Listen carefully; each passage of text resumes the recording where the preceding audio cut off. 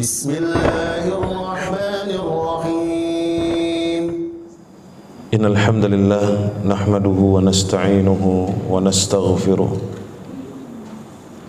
ونتوب إليه ونعوذ بالله من شرور أنفسنا وسيئات أعمالنا من يهده الله فلا مضل له ومن يضلل فلا هادي له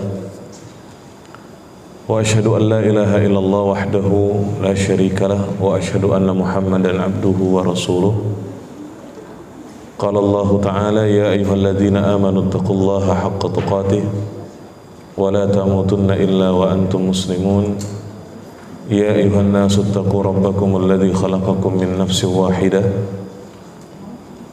وخلق منها زوجها وبث منهما رجالا كثيرا ونساء واتقوا الله الذي تساءلون به والأرحام إن الله كان عليكم رقيبا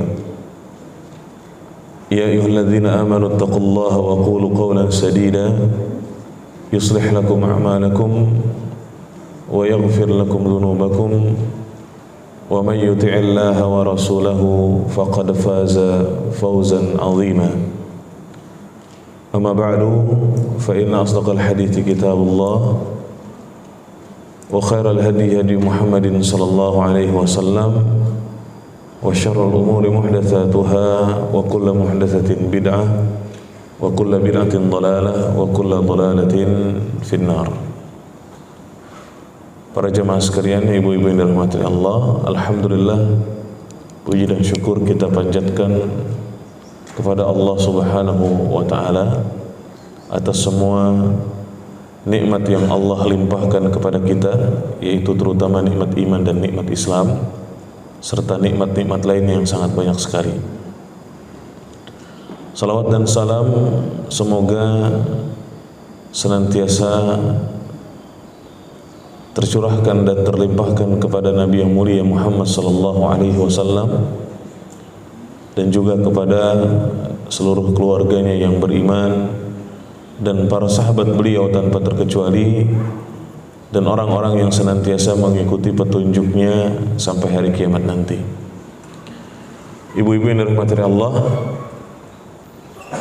pertemuan kita hari ini adalah merupakan lanjutan daripada pertemuan sebelumnya, dan pembahasan kita masih seputar tauhid dan syirik, di mana telah lalu disampaikan bahwa ada beberapa faktor penyebab pentingnya kita untuk mempelajari perkara tauhid dan bahayanya syirik, di mana diantaranya bahwa kita diciptakan oleh Allah adalah untuk bertauhid kepada Allah, dan Allah telah mengutus kepada tiap-tiap umat seorang Rasul yang mereka berdakwah kepada manusia agar beribadah kepada Allah Subhanahu wa taala, serta berdakwah kepada manusia untuk meninggalkan semua sesembahan selain Allah. Artinya apa, ibu-ibu? Setiap nabi dan setiap rasul yang diutus oleh Allah itu, tugas utama mereka adalah mengajak manusia untuk beribadah cuma kepada Allah saja, mengajak manusia untuk bertauhid dan memperingatkan mereka dari bahayanya perbuatan syirik. Walaqad ba'atsna fi kulli ummatin rasula an i'budullaha wajtanibut taghut. Kata Allah di dalam Al-Quran, dan sungguh kami telah mengutus kepada tiap-tiap umat seorang rasul yang tugasnya untuk apa? Yaitu menyeru manusia agar beribadah cuma kepada Allah. Wajtanibut taghut, ya, dan meninggalkan semua taghut. Apa itu taghut, ibu-ibu? Taghut itu adalah kullu ma yu'badu min dunillah, segala sesuatu yang disembah selain Allah. Ya. Nah, ini adalah merupakan alasan kenapa kita harus memahami, mempelajari dan mengerti tentang tauhid, serta juga memahami, mempelajari tentang bahayanya syirik.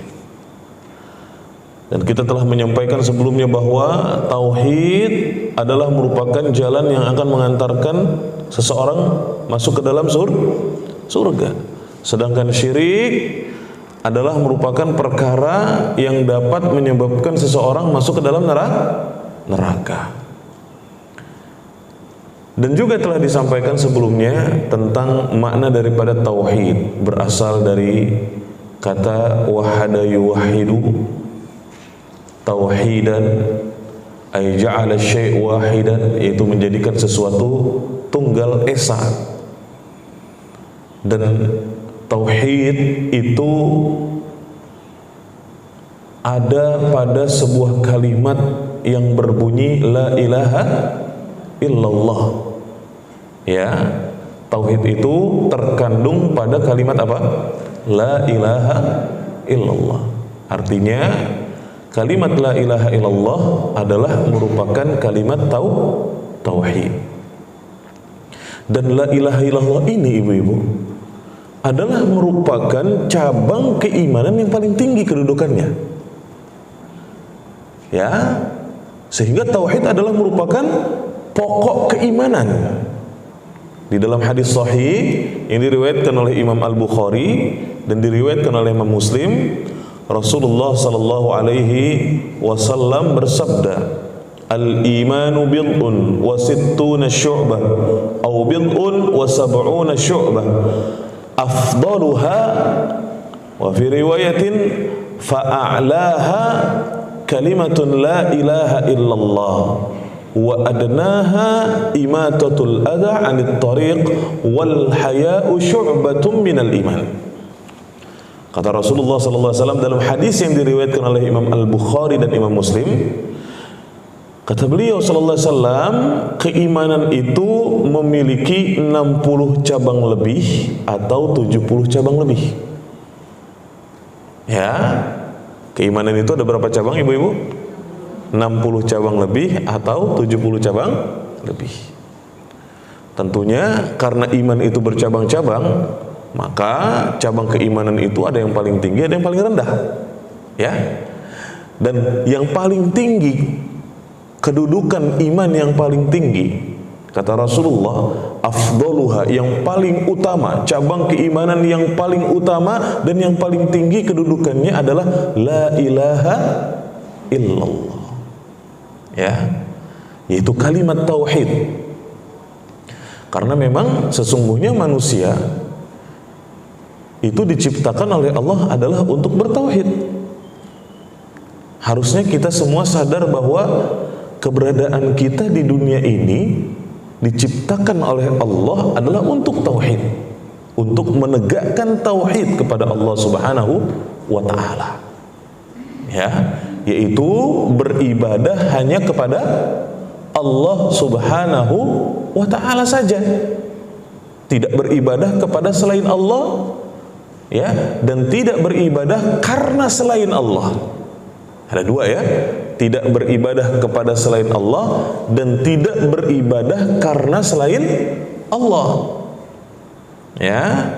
Kalau yang pertama, tidak beribadah kepada selain Allah, berarti kita tidak boleh menjadikan sesuatu sebagai tandingan Tuhan yang disembah selain Allah. Ya, kalau yang kedua, kita tidak boleh beribadah karena selain Allah. Maksudnya apa? Yaitu seseorang yang beribadah kepada Allah, tapi di dalam pelaksanaannya Tuhan yang dia sembah Allah, Tuhan yang dia ibadahi adalah Allah, tapi dia melaksanakannya bukan karena Allah.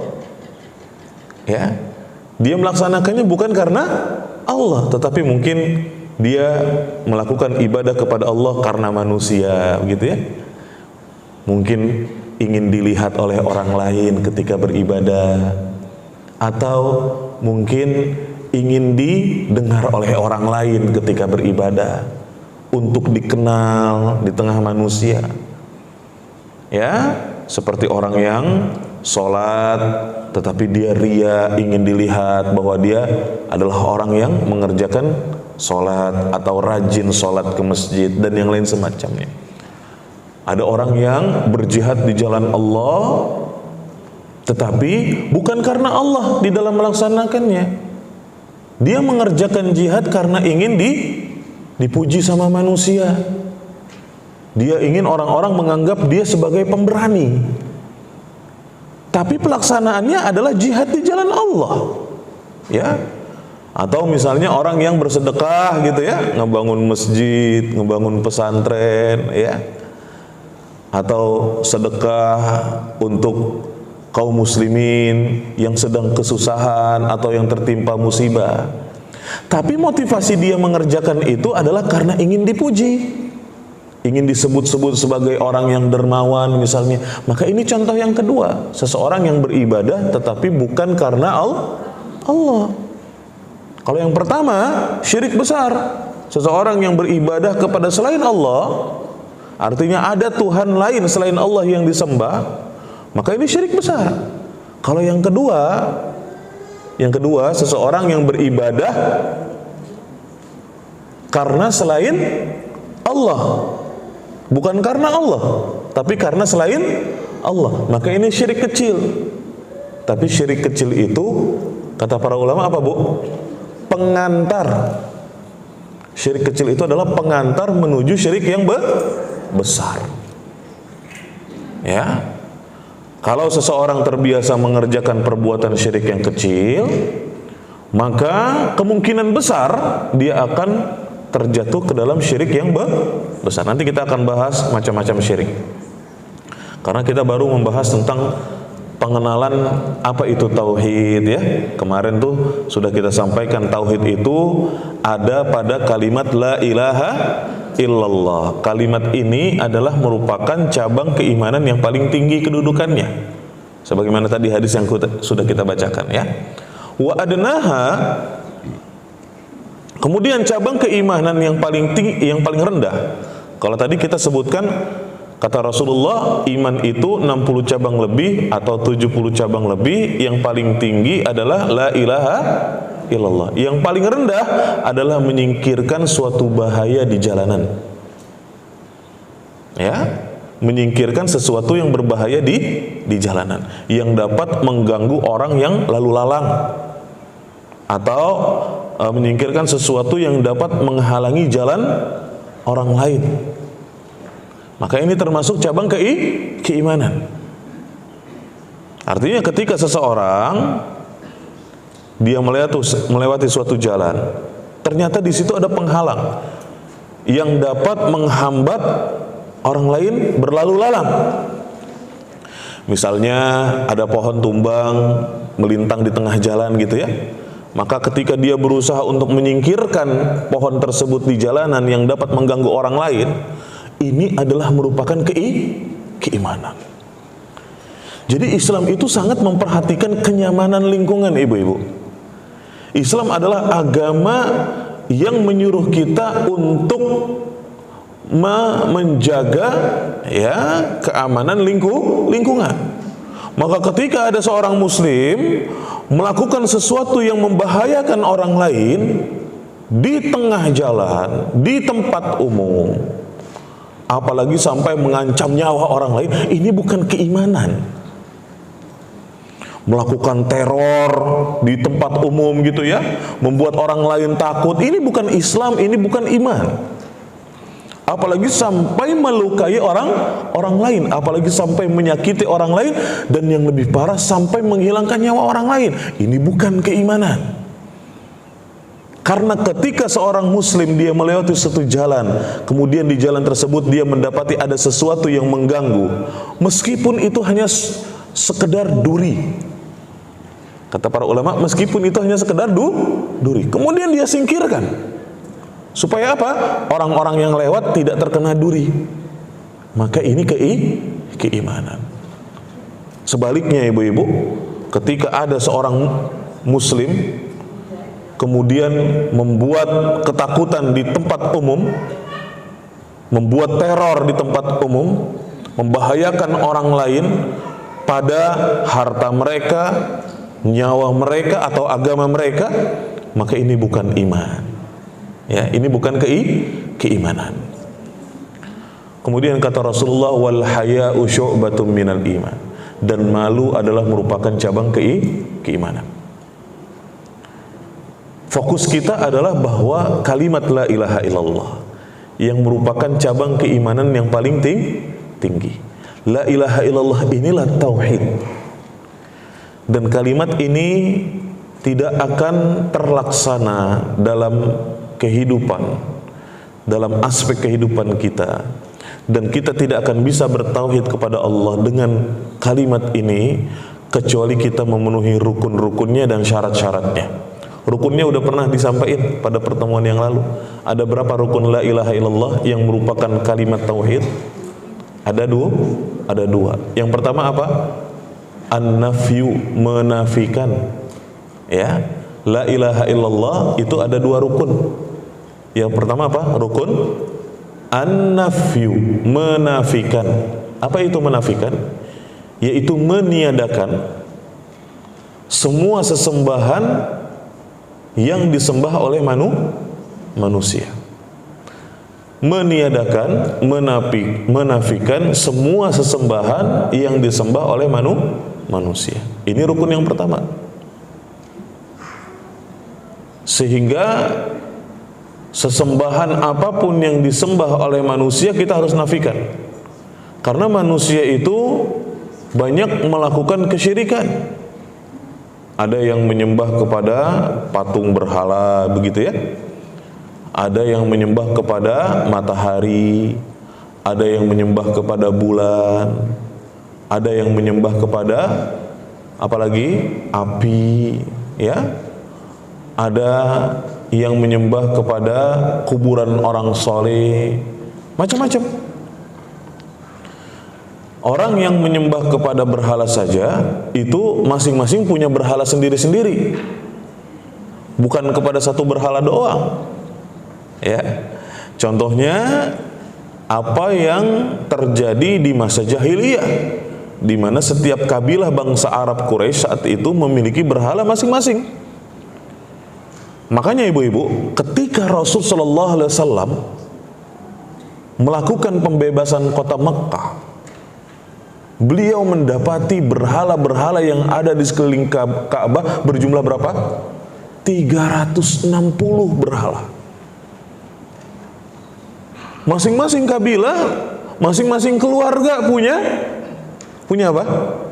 Punya berhala yang disembah. Ya, ini baru satu, yaitu orang-orang yang menyembah berhala. Orang-orang yang menyembah berhala enggak menyembah kepada satu berhala, tapi banyak berhala. Ya. Dan apalah jadinya ibadah yang seperti itu? Tuhan banyak itu bagaimana? Ya. Nah, jadi tauhid itu yang pertama menafikan, meniadakan semua sesembahan yang disembah oleh manusia. Yang kedua rukunnya apa? Al-itsbat. Apa itu al-itsbat? Ada sebelum masuk bulan Ramadan sidang isbat, begitu ya Bu. Ya. Sebelum lebaran sidang itsbat. Apa sih al-itsbat? Al-itsbat itu artinya penetapan.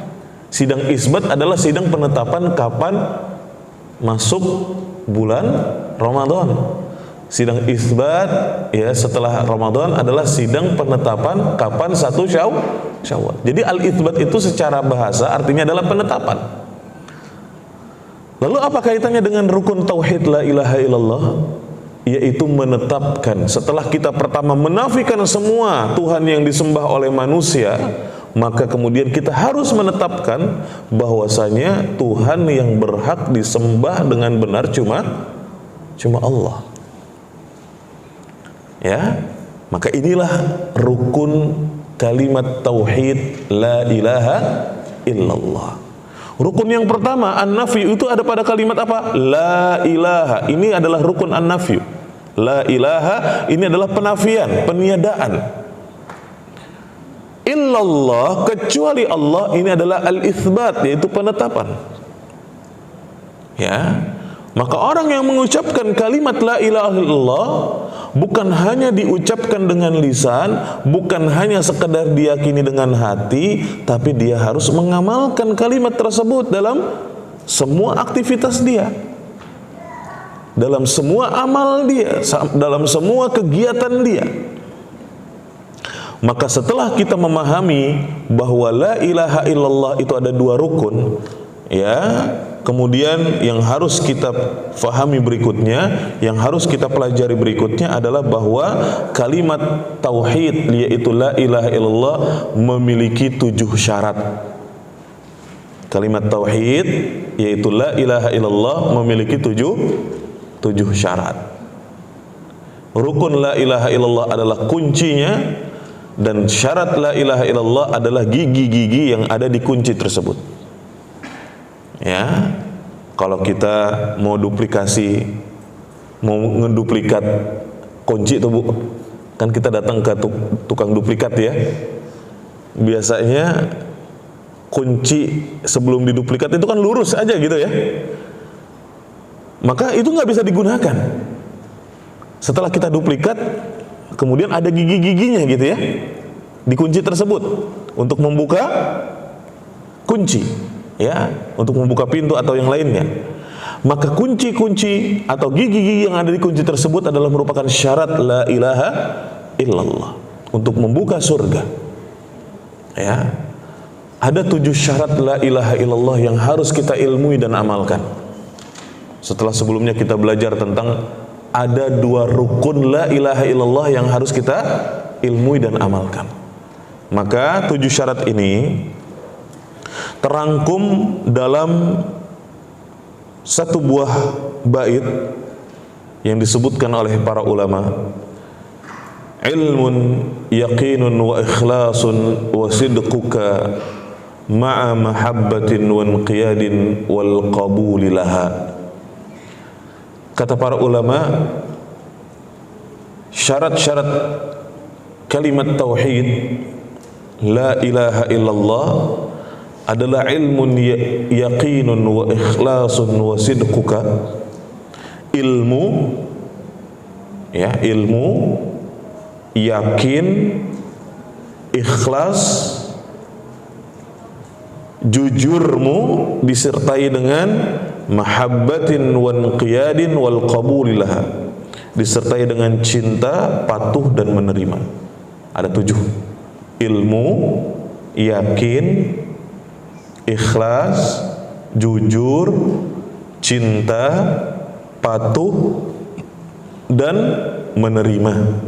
Ya, ada berapa? 7. Ilmu, yakin, ikhlas, jujur, cinta, patuh dan menerima. Sebagian ulama yang lain juga membuat bait-bait tentang syarat kalimat tauhid la ilaha illallah ini.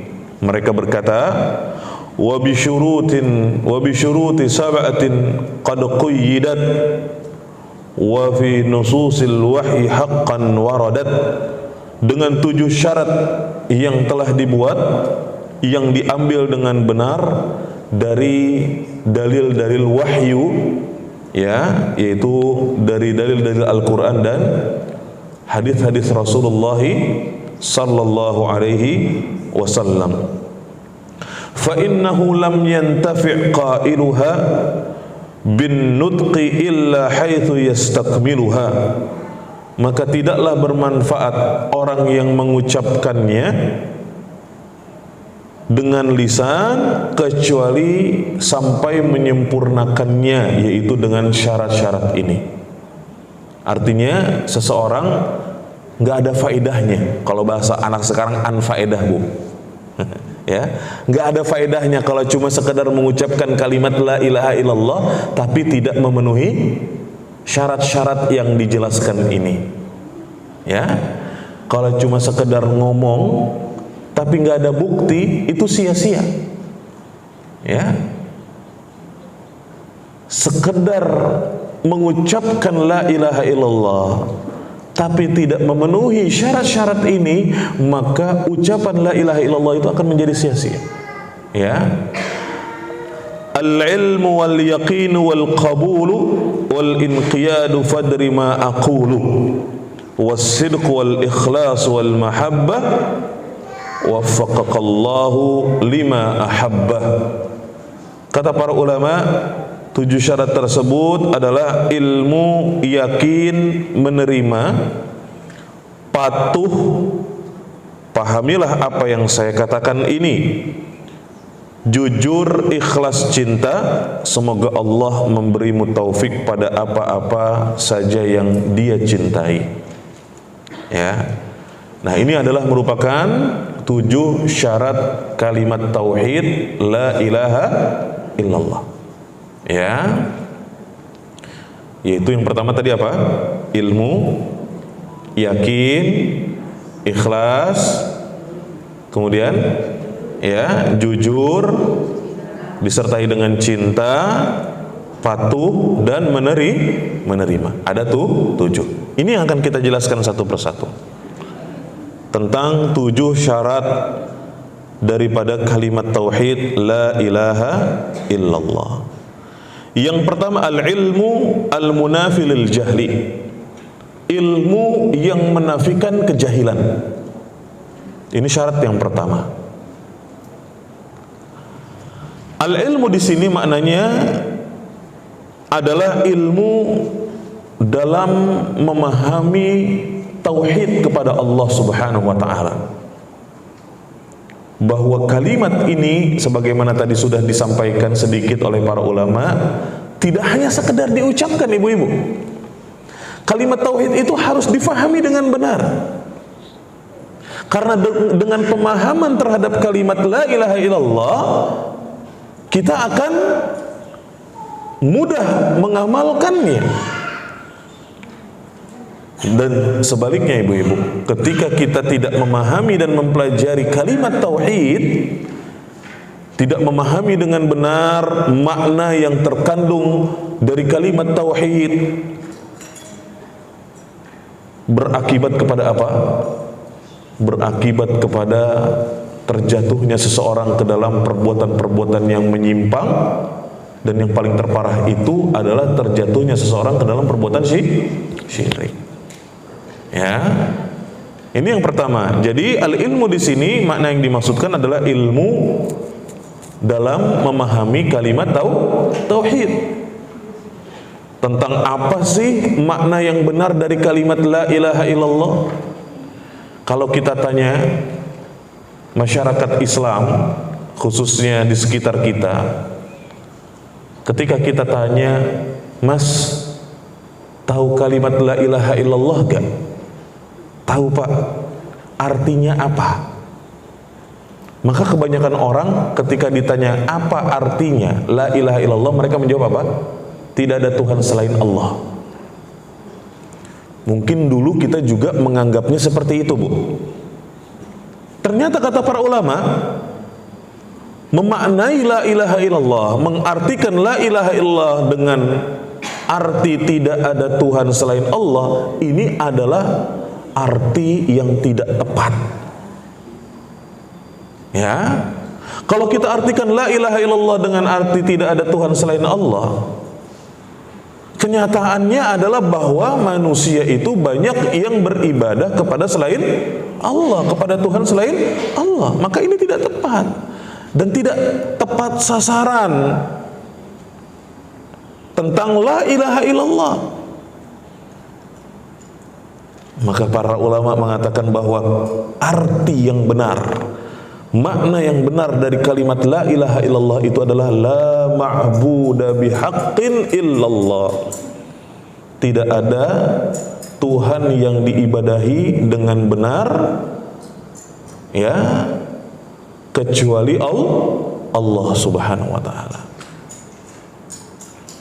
Dengan seperti itu, dengan makna la ma'budu bihaqqin illallah, tidak ada Tuhan yang disembah dengan benar kecuali Allah, Maka orang yang bertauhid akan menafikan Tuhan lain yang disembah oleh selain Allah dan menetapkan ibadah itu cuma kepada Allah. Dua rukunnya bisa terlaksana, Bu. Ya, dua rukun la ilaha illallah itu bisa terlaksana. Maka disinilah kita pentingnya mempelajari kalimat la ilaha illallah, kalimat tauhid la ilaha illallah. Karena ketika seseorang hanya mengucapkan la ilaha illallah namun dia tidak faham maksudnya, kemudian ternyata ya amalnya bertentangan dengan la ilaha illallah, maka ucapan la ilaha illallah menjadi sia-sia, percuma. Agar kalimat la ilaha illallah tidak sekedar diucapkan di lisan, tapi diyakini dengan hati dan diamalkan dengan perbuatan, maka kita harus berilmu tentang kalimat ini. Ya, di sana ada rukun, di sana ada syarat yang harus kita fahami. Ya, rukunnya adalah menafikan dan menetapkan, karena kita menafikan semua jenis ibadah kepada seluruh sesembahan selain Allah Subhanahu wa taala dan menetapkan semua ibadah hanya kepada Allah Subhanahu wa taala saja. Dalilnya apa, Bu? Dalilnya surat Al-Fatihah yang kita baca di ayat yang kelima. Ayat yang kelima surat Al-Fatihah bagaimana bunyinya? Ayat pertama surat Al-Fatihah apa? Alhamdulillahirabbil alamin atau bismillah? Bismillah. Ya, kalau khusus di surat Al-Fatihah, basmalah itu termasuk ayat dalam surat tersebut. Ya, bismillahirrahmanirrahim. Ini ayat pertama dari surat Al-Fatihah. Bismillahirrahmanirrahim. Alhamdulillahirabbil alamin. Arrahmanirrahim. Maliki yaumiddin. Yang kelima jadi apa? Iyyaka na'budu wa iyyaka nasta'in. Hanya kepadamu ya Allah kami beribadah, dan hanya kepadamu ya Allah kami memohon pertolongan. Ya, maka maksudnya apa? Kami menyembahmu semata ya Allah dan tidak menyembah selainmu. Kami meminta pertolongan kepadamu ya Allah dan tidak meminta pertolongan kepada selainmu. Maka orang yang mengucapkan la ilaha illallah wajib mengilmui makna dari la ilaha illallah. Ya, karena Allah sendiri berfirman di ayat yang lain, yaitu di surat Muhammad ayat 19. Surat Muhammad ayat 19. Kata Allah apa? Fa'lam annahu la ilaha illallah wastaghfir li dzambik. Kata Allah Subhanahu wa taala di surat Muhammad ayat 19. Fa'lam, maka ketahuilah. I'lam ini perintah untuk berilmu, Bu. Kata-kata fa'lam, maka ketahuilah, di sini ada sebuah bentuk kata perintah, fi'il amar kalau dalam bahasa Arab disebutnya. Ada sebuah kata perintah dari Allah yang berbunyi fa'lam, maka ketahuilah.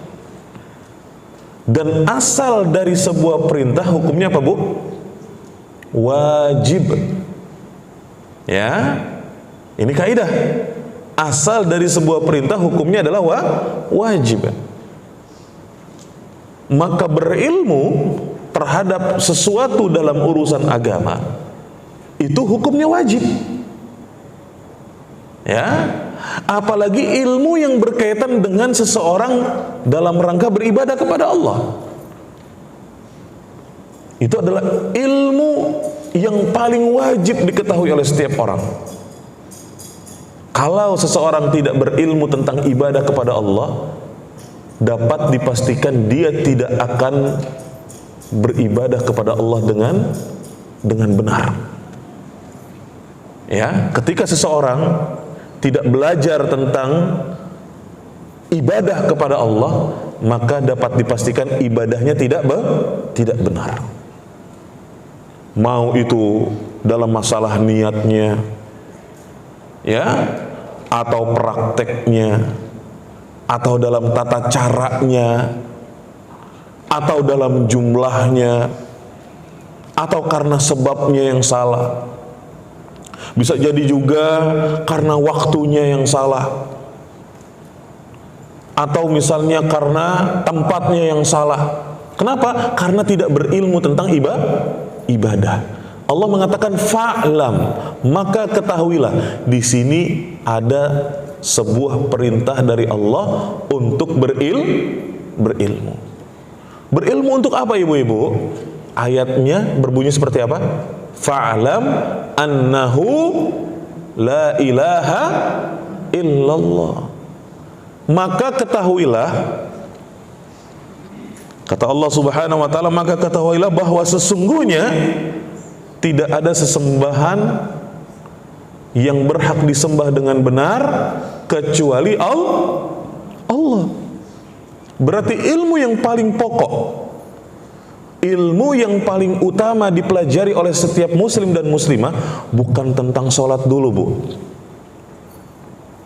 Bukan tentang puasa dulu, bukan tentang zakat, bukan tentang yang lain-lain.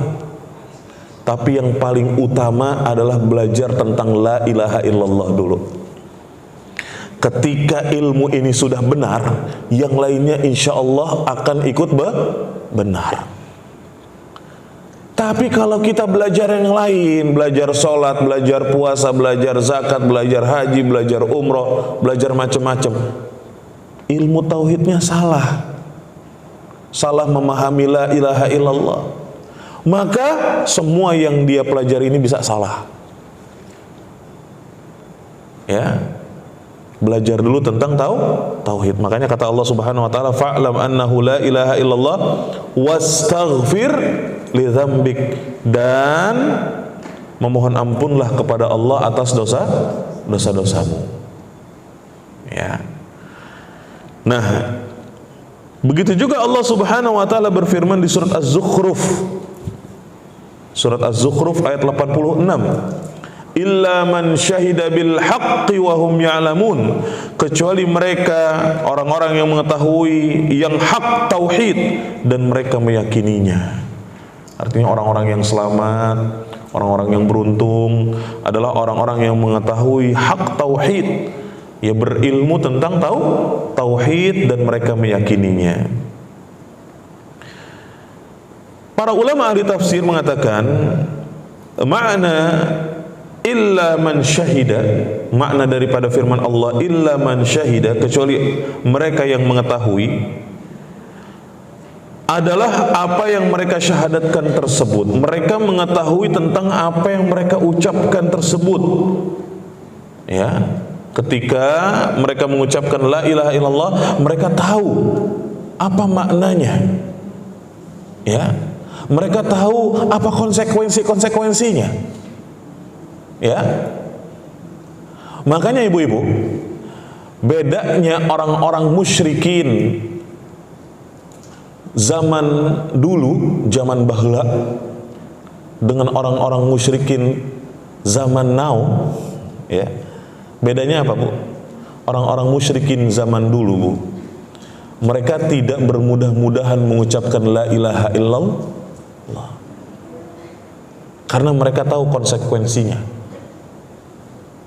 Mereka lebih berilmu daripada orang-orang Islamnya nih yang zaman sekarang. Kenapa? Karena mereka tahu kalau mereka mengucapkan la ilaha illallah, mereka harus apa? Meninggalkan sesembahan-sesembahan yang mereka ibadahi. Ya, mereka harus meninggalkan berhala-berhala yang mereka sembah. Mereka harus meninggalkan ibadah kepada bulan, kepada matahari. Mereka harus meninggalkan ibadah kepada api. Seperti orang-orang Majusi kan? Orang-orang Majusi Tuhannya api, maka mereka punya api abadi menurut mereka. Orang-orang Majusi, ya, mereka menyembah kepada api. Mereka menganggap api itu sebagai Tuhan. Ada api abadi kata mereka, ya, yang tidak pernah padam. Ya, mereka memohon kepada api tersebut. Kalau ada suatu masalah, mereka mengadu kepada api tersebut, meminta solusi dari api tersebut. Ya, orang-orang musyrikin zaman dahulu, Bu, ya, Mereka tahu kalau mengucapkan la ilaha illallah berarti mereka harus meninggalkan agama nenek moyang mereka. Mereka harus meninggalkan Tuhan-Tuhan yang mereka sembah, berhala-berhala, api, matahari, bulan, pohon yang dikeramatkan, kuburan-kuburan orang soleh. Mereka harus tinggalkan itu. Makanya mereka nggak mengucapkan la ilaha illallah. Contohnya siapa? Contohnya siapa, Bu? Pamannya Rasulullah. Siapa? Abu Thalib. Sampai detik terakhir, sampai nafas terakhirnya, Abu Thalib nggak mau ngucapin la ilaha illallah. Kenapa? Karena tahu dia harus meninggalkan agama nenek moyangnya. Makanya Rasulullah dalam hadis disebutkan berkata kepada pamannya, "Ya ammi, qul la ilaha illallah." Wahai pamanku, ucapkanlah kalimat apa? La ilaha illallah, yang dengannya aku bisa berhujah di hadapan Allah untukmu, wahai pamanku. Di sampingnya ada Abu Jahal. Kata Abu Jahal, Abu Thalib, emang ente mau ninggalin agama nenek moyang ente? Berada di dalam kebimbangan Abu Thalib antara ikut ponakannya atau ikut saudaranya. Karena gengsi, Abu Thalib akhirnya nggak mau ngucapin la ilaha illallah. Karena tahu ketika dia mengucapkan la ilaha illallah, maka dia harus meninggalkan agama nenek moyangnya. Dia harus beriman kepada Allah dan meyakini bahwa Allah itu satu-satunya Tuhan yang berhak disembah. Itu bedanya orang musyrik di zaman baheula. Ya. Mereka tahu konsekuensi ucapan la ilaha illallah, Bu. Tapi orang-orang musyrikin zaman now, mereka mengucapkan la ilaha illallah tapi tetap berbuat syirik. Sebabnya apa, Bu? Syarat yang pertama ini, mereka nggak tahu la ilaha illallah itu bukan hanya sekedar diucapin. La ilaha illallah itu harus diilmui. Apa konsekuensinya la ilaha illallah itu? Ya, banyak orang yang setiap hari baca la ilaha illallah bahkan ribuan kali, dijadikan zikir rutin lagi. Sampai geleng-geleng kepala begitu ya. Ya. Tapi subhanallah ibadahnya jauh dari tauhid. Ya. Ibadahnya jauh dari tauhid, enggak benar ibadahnya. Apakah bermanfaat ucapannya? Ternyata enggak, Bu. Makanya kata Allah tadi di surat berapa? Surat apa? Muhammad ayat 19. Fa'alam annahu la ilaha illallah wastaghfir li dzambik. Orang-orang musyrikin zaman dulu lebih berilmu tentang la ilaha illallah daripada orang Islam zaman sekarang. Ya, orang-orang musyrikin zaman dulu lebih berilmu tentang tauhid daripada orang Islam zaman sekarang. Ya. Karena mereka tetap bertauhid kepada Allah cuma dalam masalah tauhid rububiyah. Nanti kita akan bahas ya. Jadi yang pertama apa ibu-ibu? Al-ilmu al-munafil jahl. Ilmu yang menafikan kejahilan. Ketika seseorang tidak mau berilmu, ketika seseorang tidak mau menuntut ilmu, konsekuensinya dia akan tetap jahil.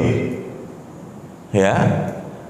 Kenapa orang-orang sebelum Islam disebut dengan masa jahiliyah? Apakah berarti mereka orang-orang yang bodoh? Oh, enggak dong. Kalau kita melihat sejarah, Bu, orang-orang di zaman itu luar biasa, sangat pandai. Mereka banyak yang pandai berdagang. Sudah terkenal bangsa Arab dulu pandai berdagang. Di antara mereka pandai yang membuat syair-syair yang begitu luar biasa. Begitu, kalau saya bahasakan syair-syair jahiliyah itu adalah syair-syair yang mewah. Karena kita dulu waktu belajar di kampus, Bu, ketika belajar bahasa Arab, di antara ya pelajaran di dalam bahasa Arab itu kita mempelajari syair-syair jahiliyah luar biasa, sangat tinggi. Bahasa mereka sangat tinggi. Tapi kenapa mereka disebut jahiliyah? Kenapa mereka disebut jahil? Ya, karena mereka jahil dalam masalah ibadah. Ya. Dalam masalah keyakinan, dalam masalah prinsip, dalam masalah faith, iman. Ya. Mereka sesukses apapun dalam urusan dunia, tapi mereka jeblok dalam urusan apa? Ibadah. Dalam urusan apa? Iman. Makanya mereka disebut kaum jahiliyah. Ya. Disebutkan dalam sebuah hadis, ibu-ibu yang dirahmati Allah, hadis dari Utsman bin Affan radhiyallahu anhu, beliau berkata bahwa Rasulullah sallallahu alaihi wasallam bersabda, hadisnya sahih ya Bu, di antaranya diriwayatkan oleh Imam Al-Bukhari. Apa kata Rasulullah? Man mata wa huwa ya'lamu annahu la ilaha illallah dakhalal jannah. Barang siapa yang meninggal dunia dalam keadaan mengetahui, dalam keadaan apa? Mengetahui bahwa tiada sesembahan yang berhak disembah dengan benar kecuali Allah. Ya, saya ulangi sekali lagi, barang siapa yang meninggal dunia dalam keadaan mengetahui bahwa tiada sesembahan yang berhak disembah dengan benar kecuali Allah. Wah, ini nggak makin dingin Bu? Nah, iya. Tapi terserah ibu-ibu. Oh, selamat siang. Ya. Man mata wa huwa ya'lamu annahu la ilaha illallah dakhalal jannah. Kata Rasul sallallahu alaihi wasallam, barang siapa yang meninggal dunia dalam keadaan dia mengetahui bahwa tiada sesembahan yang berhak disembah dengan benar kecuali Allah, maka dia akan masuk surga. Barang siapa, kata Rasulullah, yang meninggal dunia dalam keadaan mengetahui bahwa tiada sesembahan yang berhak disembah dengan benar kecuali Allah, maka dia akan masuk surga. Man mata wa huwa ya'lamu annahu la ilaha illallah dakhalal jannah. Rasul menyebutkan orang yang bertauhid bukan hanya sekedar mengucapkan la ilaha illallah. Ya. Orang yang bertauhid bukan hanya sekedar meyakini kalimat la ilaha illallah, tapi apa? Ya'lam, dia mengetahui, artinya berilmu. Ya, artinya dia berilmu. Maka kalimat ini, bertauhid itu bukan hanya sekedar diucapkan, bukan hanya sekedar membaca la ilaha illallah. Masuk surga itu bukan hanya sekedar mengucapkan la ilaha illallah saja Bu, tapi harus tahu tentang kalimat la ilaha illallah, harus berilmu. Ya, ini yang pertama. Yang kedua, syarat yang kedua apa? Al-yaqin al-munafi lir-raibi, yaitu al-yaqin, yakin yang menafikan asyak war-raib, keraguan-raguan. Artinya apa? Seseorang harus meyakini dengan tegas terhadap kalimat la ilaha illallah dengan keyakinan yang kuat, meyakini bahwa tiada Tuhan yang berhak disembah dengan benar kecuali Allah, dengan keyakinan yang tegas, dengan keyakinan yang kuat, tidak boleh ragu. Ya, tidak boleh seseorang itu memiliki keraguan-raguan di dalam hatinya tentang la ilaha illallah.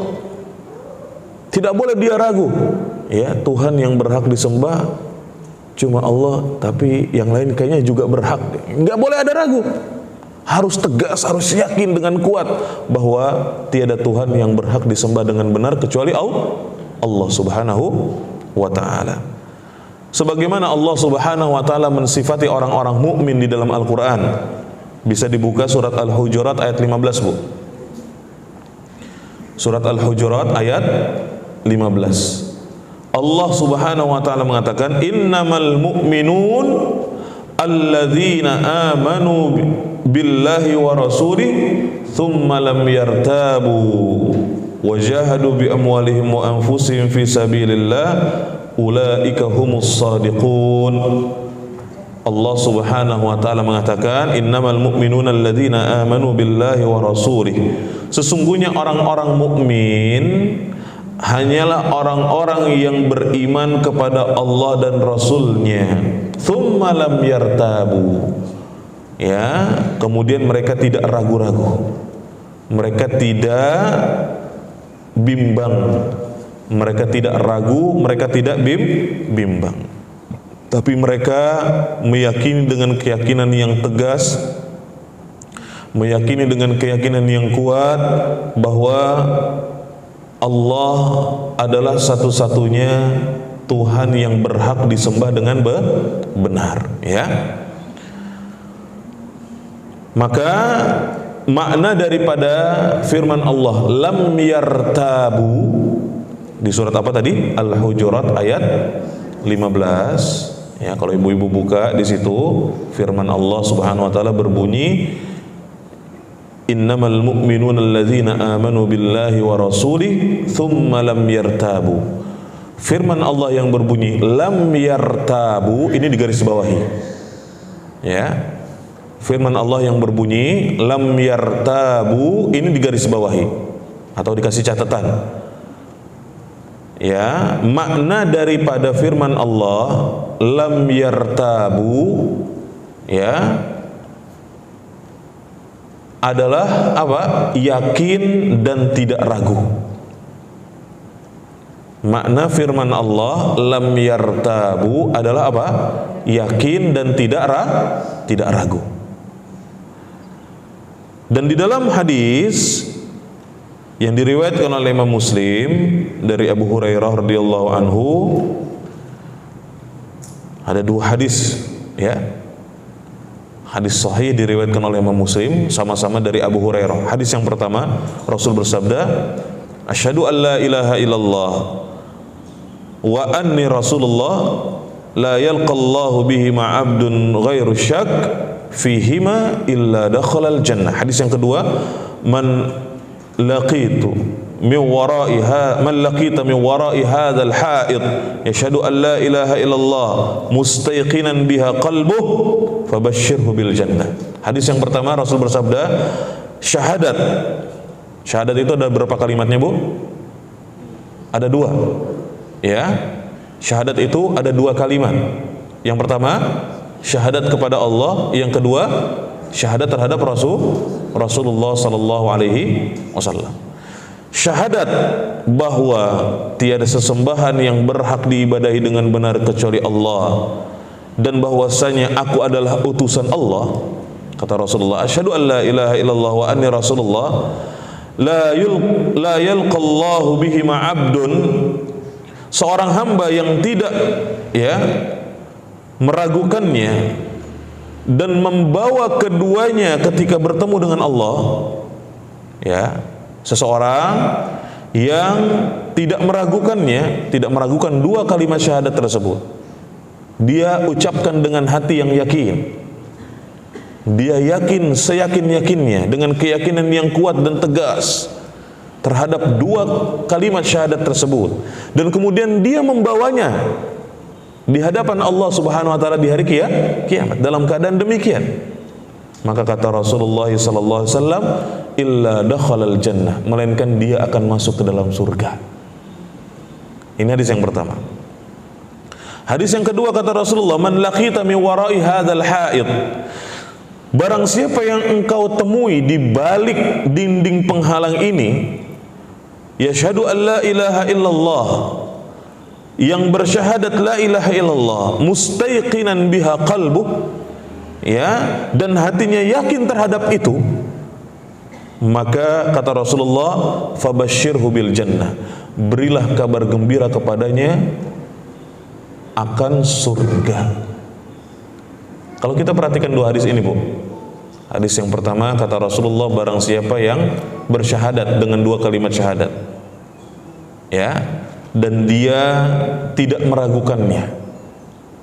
Dan kemudian dua kalimat syahadat tersebut dia bawa sampai di hadapan Allah Subhanahu wa taala, maka dia akan masuk surga, kata Rasulullah. Kemudian hadis yang kedua, Rasul mengatakan kepada sahabatnya, barang siapa yang engkau temui di balik dinding penghalang ini yang bersyahadat la ilaha illallah, ya, dan hatinya yakin terhadap hal itu, fabashshirhu bil jannah, maka berilah kabar gembira baginya surga, kata Rasulullah sallallahu alaihi wasallam. Tapi syaratnya tadi apa di dalam dua hadis ini? Yakin, tidak ragu. Yakin terhadap kalimat la ilaha illallah, Bu.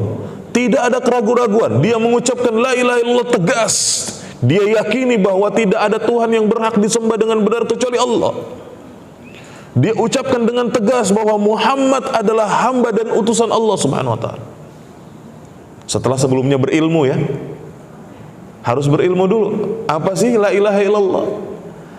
Apa sih syahadat kepada Rasulullah? Konsekuensinya bagaimana? Bukan hanya sekedar diucapkan saja. Ya. Maka seseorang yang demikian, seseorang yang dia mengilmui la ilaha illallah, meyakini dengan tegas, dengan kuat di dalam hatinya tentang kalimat tersebut, dan kemudian dia bawa keadaannya tersebut sampai hari kiamat menghadap Allah, insya Allah orang yang seperti itu, ibu-ibu, dia dijanjikan masuk surga. Jadi ibu-ibu, masuk surga itu harus bertauhid. Masuk surga itu harus bertauhid. Dan bertauhid, mengucapkan la ilaha illallah, harus tahu konsekuensinya apaan aja. Dan bagaimana kita harus bersikap kepada kalimat la ilaha illallah, yaitu dengan meyakini, ya, la ilaha illallah dengan keyakinan yang kuat, dengan keyakinan yang tegas. Kemudian syarat yang ketiga apa, Bu? Al-ikhlas al-munafi lisyirki, yaitu ikhlas yang menafikan syirik. Bagaimana ikhlas ini? Yang dimaksud dengan syarat ikhlas dari syarat-syarat la ilaha illallah adalah dengan membersihkan, ibu-ibu, semua amal perbuatan kita dari segala macam cabang kesyirikan. Ya, menyingkirkan, membersihkan amal perbuatan kita dari semua cabang kesyirikan, baik yang nampak ataupun yang tersembunyi, ya, yang zahir ataupun yang tersembunyi, yang nampak ataupun yang tersembunyi, ya. Bagaimana caranya supaya kita bisa ikhlas? Bagaimana kita bisa bagaimana kita bisa membersihkan amal kita dari semua cabang kesyirikan? Yaitu hendaknya kita ikhlas ketika beribadah dan beramal kepada Allah. Caranya adalah dengan mengikhlaskan niat kita, ibu-ibu, bahwa ibadah yang kita lakukan hanya kepada Allah dan hanya karena Allah Subhanahu wa ta'ala, ya. Ibu-ibu yang dirahmati Allah Subhanahu wa ta'ala, Allah Subhanahu wa ta'ala berfirman tentang hal ini di dalam Al-Quran, di surat Az-Zumar ayat yang ketiga, dan di surat Al-Bayyinah ayat kelima. Surat Az-Zumar ayat 3, surat Al-Bayyinah ayat kelima. Di surat Az-Zumar ayat ketiga, Allah mengatakan, ala lillahid dinul khalis. Ingatlah, hanya kepunyaan Allah sajalah agama yang ikhlas. Hanya kepunyaan Allah sajalah agama yang ikhlas. Apa itu agama yang ikhlas? agama yang ikhlas adalah agama yang diyakini oleh seseorang dan dijalankan olehnya dengan penuh keikhlasan kepada Allah Subhanahu wa taala, ya.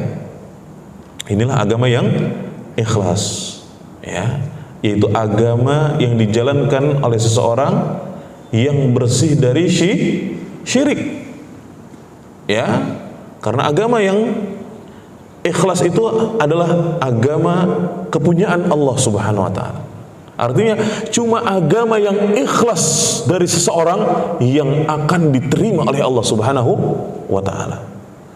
Sedangkan ketika seseorang beragama tetapi dia penuh dengan perbuatan-perbuatan syirik, terjangkit dengan berbagai macam perbuatan-perbuatan syirik yang bercabang itu, maka ini tidak akan diterima oleh Allah Subhanahu wa taala. Dalilnya apa? Ya ini tadi di surat Az-Zumar ayat ketiga, ala lillahi ad-dinul khalis.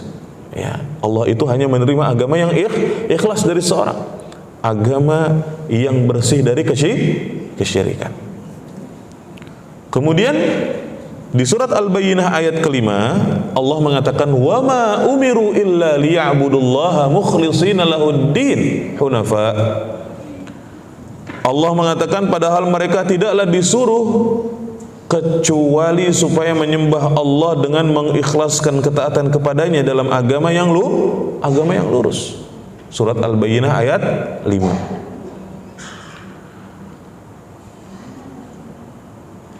Nah, ini adalah merupakan dalil tentang pentingnya kita senantiasa ikhlas di dalam beragama dan menjauhkan semua macam cabang kesyirikan, ya.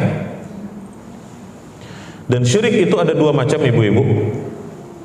Yang pertama syirik besar, yang kedua syirik kecil, ya.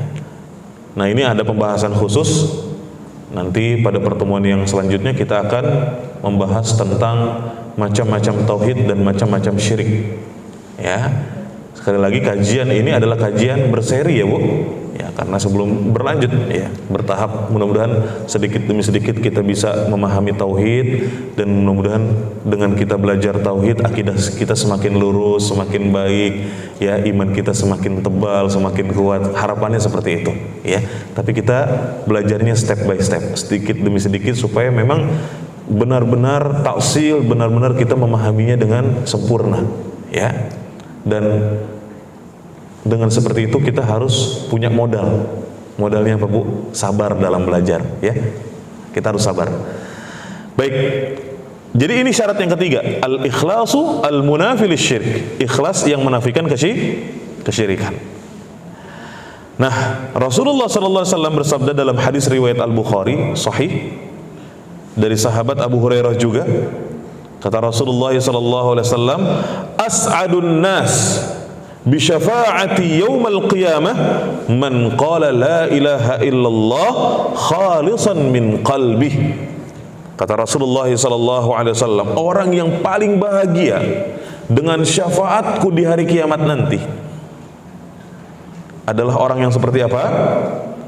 Adalah orang yang mengucapkan la ilaha illallah dengan penuh keikhlasan dari hatinya, ya. Orang yang paling bahagia dengan syafaatku di hari kiamat nanti, kata Rasulullah, adalah orang yang mengucapkan la ilaha illallah dengan apa? Dengan ikhlas dari hatinya, ya. Maka ibu-ibu yang dirahmati Allah, hendaknya kita memperhatikan setiap amal perbuatan kita. Sudahkah ikhlas karena Allah? Sudahkah kita beribadah untuk Allah dan karena Allah?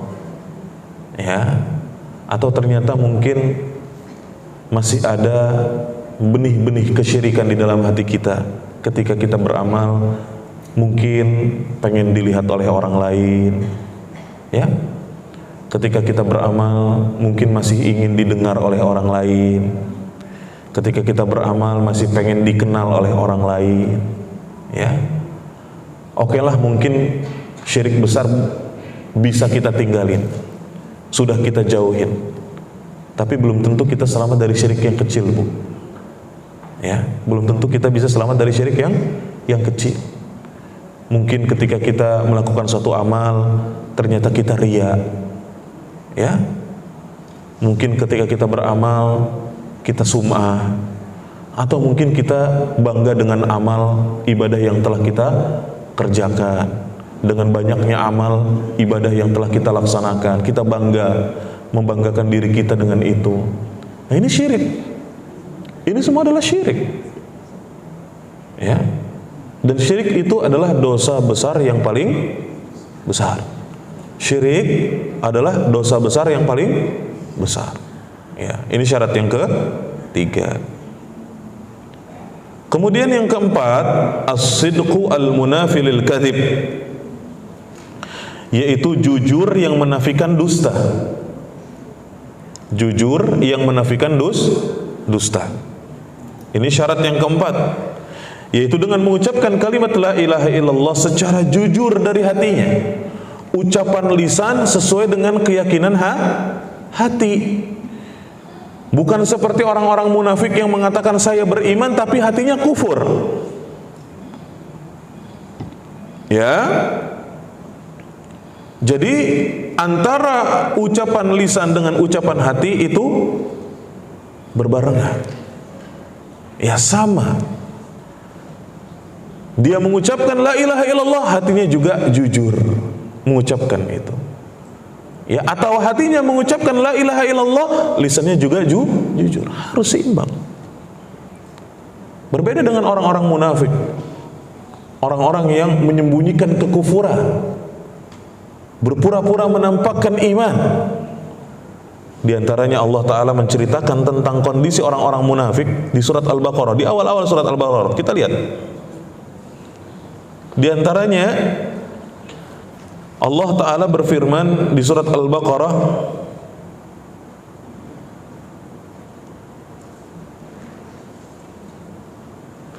yaitu di ayat ke-14 dari surat Al-Baqarah. Coba lihat. Wa idza laqul ladzina amanu qalu amanna wa idza khalau ila syayatinihim qalu inna ma'akum innama nahnu mustahzi'un. Orang-orang munafik, Bu, diceritakan oleh Allah di ayat ini, yaitu apabila mereka di jalan berjumpa, bertemu dengan orang-orang mukmin, maka lisan mereka akan mengucapkan apa? Kami juga beriman. Tenang, kami juga Islam. Kami juga mukmin. Wa idza khalau ila syayatinihim, dan apabila mereka kembali berkumpul bersama setan-setan mereka.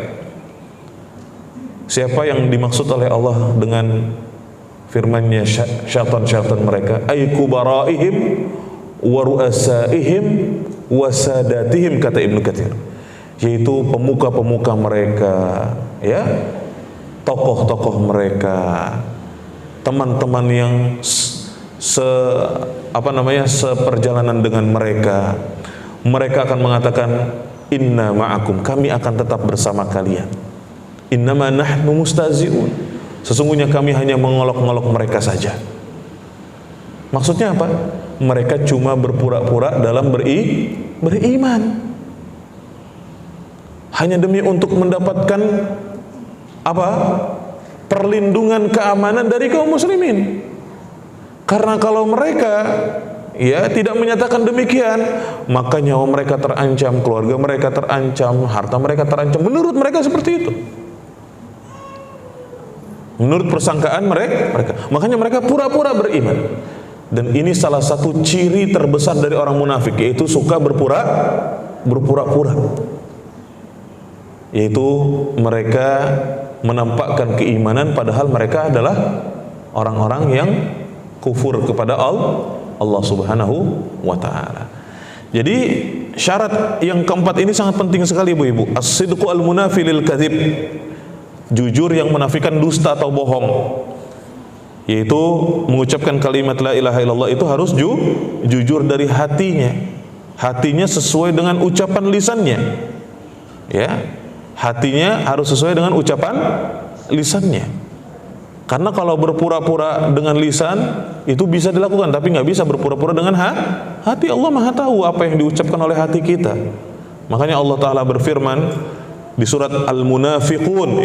Ibu-ibu lihat surat di dalam Al-Quran dengan nama orang-orang munafik bahkan. Nama suratnya apa, Bu? Al-Munafiqun, surat tentang orang-orang munafik.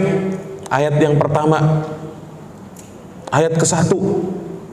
Allah mengatakan, "Idza ja'akal munafiquna qalu nashhadu innaka la rasulullah wallahu ya'lamu innaka la rasuluh wallahu yashhadu innal munafiqina lakadzibun." Idza ja'akal munafiqun, apabila orang-orang munafik datang kepadamu wahai Muhammad, mereka akan mengucapkan apa? Nashhadu innaka la rasulullah, kami bersaksi bahwa engkau adalah utusan Allah. Wallahu ya'lamu innaka la rasulullah, dan Allah lah yang Maha mengetahui bahwa engkau adalah benar-benar utusan Allah. Wallahu yashhadu, dan Allah bersaksi, innal munafiqina lakadzibun, sesungguhnya orang-orang munafik itu berdusta, berbohong. Mereka cuma pura-pura. Persaksian mereka dengan lisan dan ucapan mereka itu adalah bohong. Ya, kedustaan. Dan mereka benar-benar kufur di dalam hatinya. Maka jujur itu penting. Sudahkah kita benar-benar jujur dalam mengucapkan la ilaha illallah? Hati kita sesuai dengan ucapan lisan kita, bahwa kita meyakini dengan hati bahwa la ilaha illallah, tiada Tuhan yang berhak disembah dan diibadahi dengan benar kecuali Allah Subhanahu wa ta'ala. Kemudian syarat yang berikutnya, ibu-ibu, saya persingkat ya. Syarat yang berikutnya yaitu apa? Al-mahabbah al-munafi lil bughdhi. Mahabbah, cinta yang menafikan benci, ya. Cinta yang menafikan benci dan marah. Yaitu orang yang mengucapkan kalimat la ilaha illallah, dia harus mencintai siapa? Allah dan Rasulnya. Ini adalah merupakan prioritas. Mencintai Allah dan Rasul adalah merupakan prioritas seorang mukmin. Tidak boleh seseorang dia mengalahkan cinta kepada Allah dan Rasul dengan cinta kepada selainnya. Misalnya dia lebih mencintai keluarganya daripada mencintai Allah dan Rasul, sehingga terlihat bahwa dia lebih mengutamakan urusan keluarga, ya, dan keinginan-keinginan keluarga daripada perintah Allah dan Rasul. Ada sahabat dulu yang gak mau ikut jihad karena apa? Sibuk ngurusin kebunnya, ya. Berarti dalam keadaan dia lebih memprioritaskan kesenangan dunia daripada perintah Allah dan Rasul. Akhirnya didemin sama Rasul. Dan sahabat ini menyesal, kemudian bertaubat kepada Allah Subhanahu wa ta'ala dan diterima taubatnya. Tapi setelah apa hukumannya? Didiemin oleh Rasulullah SAW dan siapa? Bahkan oleh keluarganya sendiri, istrinya sendiri. Bayangin, satu rumah nggak boleh ngomong, kata Rasul. Ya, sampai waktunya lama.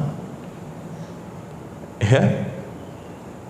Nah, inilah yang terjadi ketika seseorang lebih mencintai selain Allah daripada mencintai Allah dan Rasul. Ya, maka prioritas adalah mencintai Allah dan Rasul melebihi cinta kita kepada yang lain. Itu prioritas. Ketika kita mencintai Allah dan Rasul melebihi cinta kita kepada yang lain, disitulah kita akan merasakan manisnya beriman, nikmatnya beriman. Ya.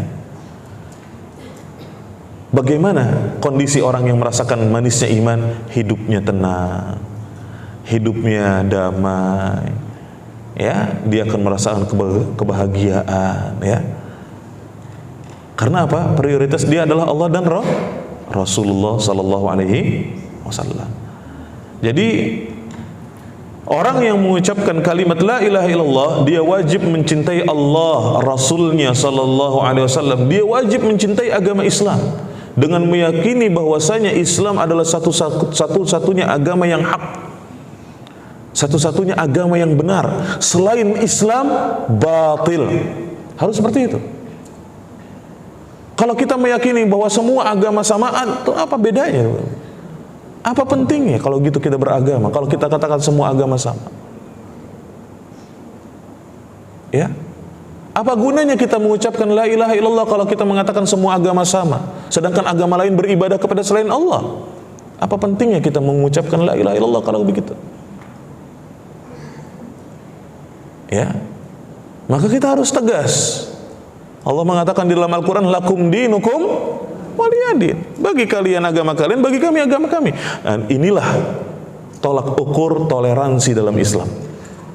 Ibu-ibu ingat, inilah tolak ukur toleransi dalam Islam. Buat kalian agama kalian, terserah kalian mau beragama dengan cara kalian, ya terserah, itu urusan kalian. Tapi buat kami agama kami. Ini prinsip. Ya. Apalagi sekarang menjelang akhir tahun nih, hati-hati ya ibu-ibu. Jangan sampai satu ucapan yang diremehkan membuat akidah kita rusak. Jangan sampai membuat akidah kita rusak. Mengucapkan misalnya Merry Christmas, Happy New Year, ya. Jangan sampai ucapan itu merusak akidah kita. Karena satu ucapan ini terlarang. Ketika kita membenarkan dan mengucapkan selamat kepada perayaannya orang-orang kafir non-muslim, berarti kita membenarkan perayaan mereka dan kita ya mendukung perayaan mereka. Ingat, toleransi tidak harus berpartisipasi. Ini kaidahnya. Toleransi tidak harus berpartisipasi. Toleransi dalam Islam sudah tegas. Lakum dinukum waliyadin. Ya, kalau ditanya sama mungkin ada tetangga kita atau ya teman yang kita kenal beragama non muslim gitu ya, kenapa sih kok nggak mau ngucapin Merry Christmas? Kamu mau nggak ngucapin la ilaha illallah? Coba ucapin la ilaha illallah. Coba ucapin asyhadu an la ilaha illallah wa anna muhammadar rasulullah. Kan cuma ucapan. Mau nggak? Pasti dia nggak mau. Kenapa? Karena kalau mengucapkan kalimat tersebut, dia otomatis masuk Islam. Sama kayak gitu juga Bu, kalau kita ngucapin Merry Christmas, Happy New Year, ya, udah gitu ikutan masang kembang api, tiup trompet, ya, ikut-ikutan mereka. Hati-hati nih. Ini masalah al-wala wal bara. Kepada siapa kita harus loyal dan kepada siapa kita harus berlepas diri. Ya, apalagi menjelang akhir tahun, hati-hati.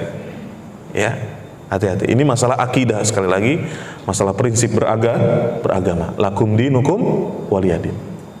Toleransi tidak harus berpartisipasi. Ya, toleransi dalam Islam adalah lakum dinukum waliyadin. Ya. Nah, kita harus mencintai agama Islam dan meyakini bahwa Islam adalah satu-satunya agama yang hak, sedangkan selain Islam batil. Wa may yabtaghi ghairal islami dinan fala yuqbala minhu wa huwa fil akhirati minal khasirin. Di surat Ali Imran ayat 48 Allah mengatakan seperti itu. Ya, inna ad-dina 'indallahil Islam, sesungguhnya agama yang ada di sisi Allah hanya Islam. Ya. Dan ini harus yakin, kembali kepada syarat yang kedua tadi, al-yaqin al-munafi lisyak, yakin yang menafikan keraguan-raguan. Nggak boleh ragu. Kita nggak boleh ragu bahwa Islam ini, ya, keraguan-raguan itu membuat kita meyakini ada agama lain yang benar selain Islam. Itu keraguan-raguan. Ya. Tapi bukan berarti kita harus jahat sama orang non-muslim. Ya. Keyakinan kita terhadap Islam bahwa satu-satunya agama yang berhak ya, diyakini, satu-satunya agama yang diterima oleh Allah, bukan berarti kita harus jahat kepada non-muslim. Ya, tapi dalam urusan akidah Bu, lakum dinukum waliyadin. Kalau dalam urusan muamalah, kita harus tetap menjaga ya hubungan yang baik dengan mereka. Misalnya apa? Kalau ada yang sakit, kita obatin. Ya. Boleh gak kita ngobatin? orang non muslim kalau sakit? Boleh. Misalnya ada seseorang yang berprofesi sebagai dokter, kemudian ternyata datang pasien, dilihat dulu agamanya. Enggak, Kristen enggak boleh. Apakah harus gitu? Kan enggak. Ya, Rasulullah juga bermuamalah dengan orang non muslim. Rasulullah pernah menggadaikan baju besinya ngutang ke seorang Yahudi. Ya, muamalah tetap dilakukan oleh Rasulullah SAW. Ya, ini yang harus kita pahami. Lakum dinukum waliyadin, ini dalam urusan akidah. Tapi dalam urusan muamalah kita harus tetap menjaga hubungan yang baik dengan menunjukkan akhlak yang baik yang diajarkan dalam Islam. Mudah-mudahan dengan melihat akhlak yang baik dari kita, dia tertarik untuk masuk Islam. Ya, begitu. Begitu juga kita harus mencintai kaum muslimin yang menegakkan perintah-perintah Allah dan menjaga batasan-batasannya. Ya, jadi kita harus mencintai Allah dan Rasul, kita harus mencintai Islam, kita harus mencintai kaum muslimin yang menegakkan perintah-perintah Allah dan menjaga batasan-batasannya. Dan kita harus membenci orang-orang yang bertentangan dengan la ilaha illallah, ya. Dan ini adalah merupakan dalam rangka mengamalkan sabda Rasulullah sallallahu alaihi wasallam, "Awthaqu 'aral iman al-hubbu fillahi wal bughdu fillah." Ikatan iman yang paling kuat adalah cinta karena Allah dan benci karena Allah. Kemudian syarat yang berikutnya ibu-ibu, yang keenam, al-inqiyadu al-munafi lit-tarki. Al-inqiyad artinya patuh. Ya, al-inqiyad artinya apa? Patuh. Yang menafikan apa? At-tark. At-tark itu artinya ketidakpatuhan, lawannya. Patuh dan tidak patuh, kan begitu? Pembangkangan, ya, perlawanan, ketidakpatuhan. Nah, syarat la ilaha illallah mengharuskan kita untuk patuh. Patuh terhadap apa, Bu? Ya, patuh terhadap syariat Allah, hukum-hukum Allah Subhanahu wa ta'ala, serta memiliki hati yang pasrah menerima hukum-hukum Allah Subhanahu wa ta'ala. Ya, tidak boleh membangkang, tidak boleh melawan, tidak boleh enggak patuh, ya. Nah, ini adalah merupakan syarat yang keenam. Kita harus patuh terhadap hukum-hukum Allah, syariat Allah. Kita tunduk, patuh kepada agama Allah Subhanahu wa ta'ala. Dalam semua aspek kehidupan kita harus mengikuti aturan-aturan agama. Di dalam berkeluarga, bagaimana seorang istri harus bersikap kepada suaminya, seorang suami harus bersikap kepada istrinya, orang tua harus bersikap kepada anaknya seperti apa, atau anak harus bersikap, ya, bagaimana kepada orang tuanya. Ini semua diatur dalam Islam. Ya, bahkan dalam urusan yang paling sepele, Bu. Mohon maaf ya, Bu, ya. Ini kita bicara masalah agama, ya. Dalam urusan, mohon maaf, habis buang air aja, cebok, kita diajarin tata caranya dalam Islam. Kalau cebok aja diajarin tata caranya yang benar, gimana urusan yang lebih penting dari itu? Maka kita harus tunduk kepada aturan-aturan Islam. Ya, tunduk dan patuh, dan kita usahakan untuk senantiasa mengamalkan Islam dalam kehidupan kita. Kemudian yang terakhir, al-qabulu al-munafi lirradd, yaitu menerima yang menafikan penolakan. Penerimaan yang menafikan penolakan. Artinya kita harus wajib menerima kalimat la ilaha illallah dengan sebenar-benarnya, dengan hati kita, dengan lisan kita, dan kita menerima konsekuensi-konsekuensinya serta mengamalkannya dalam kehidupan kita. Maka ini syarat yang ketujuh, syarat yang terakhir, al-qabul al-munafi lirradd, penerimaan yang menafikan penolakan, ya. Jadi ini 7 syarat yang wajib kita ketahui dan kemudian kita amalkan. 7 syarat dari kalimat tauhid la ilaha illallah: ilmun, yaqinun, wa ikhlasun, wa sidquka ma'a mahabbatin, wa inqiyadin, wal qabuli laha. Ilmu, kemudian yakin, ikhlas, jujur, disertai dengan cinta, patuh dan menerima, ya. Wallahu a'lam bishawab. inilah materi yang dapat saya sampaikan, mudah-mudahan bermanfaat. Lalu kemudian kalau ada yang mau bertanya, saya persilakan.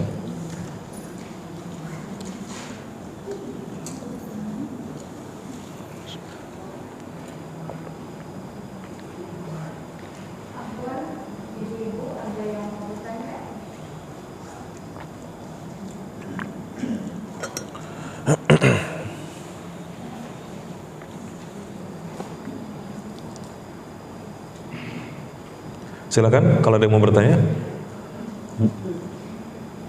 Baik yang berkaitan dengan materi atau di luar materi juga nggak apa-apa. Silakan.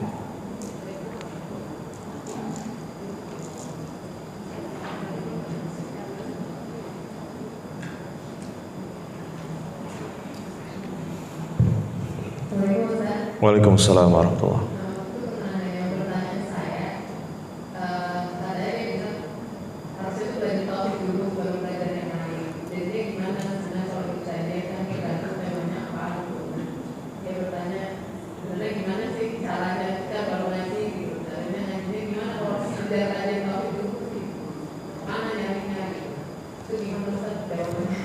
Iya.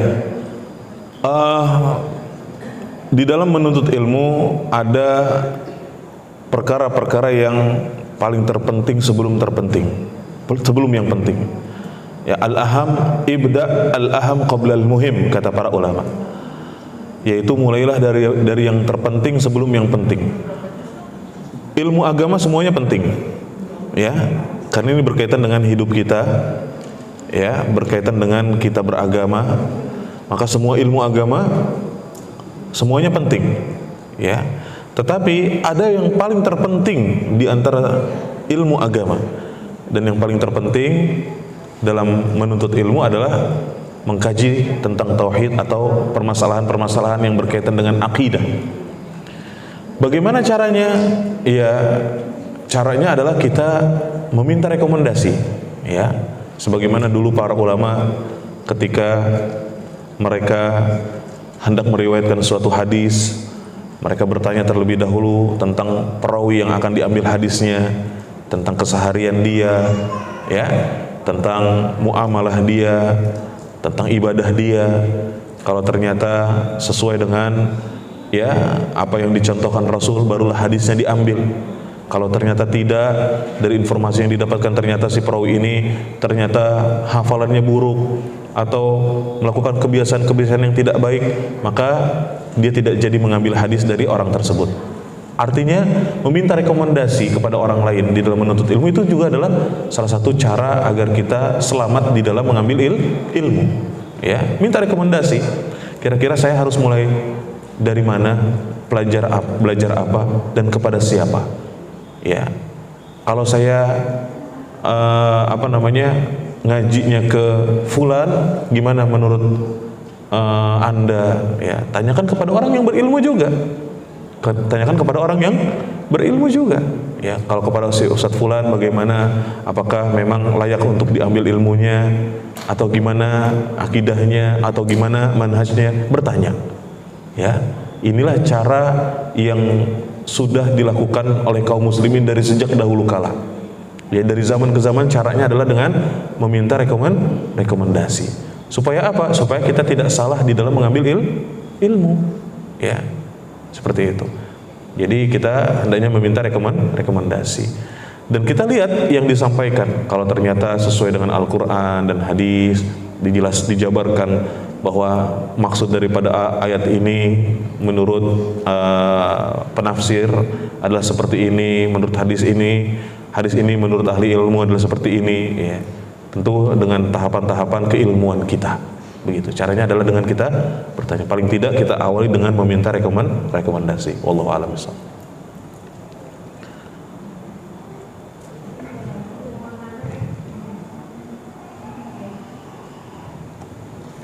Assalamualaikum warahmatullahi wabarakatuh. Waalaikumsalam warahmatullahi wabarakatuh. Iya. Saya ini kan orang Beliau dan saya buat Ambon gitu.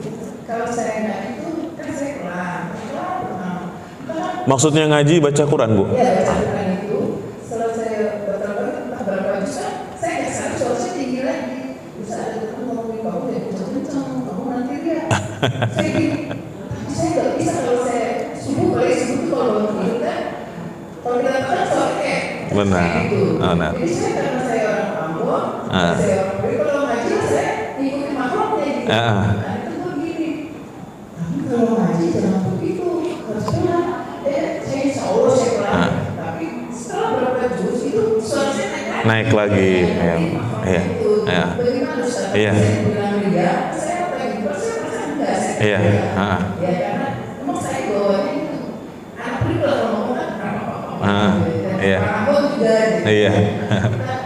Kalau apa kali ini ya. Iya. Iya.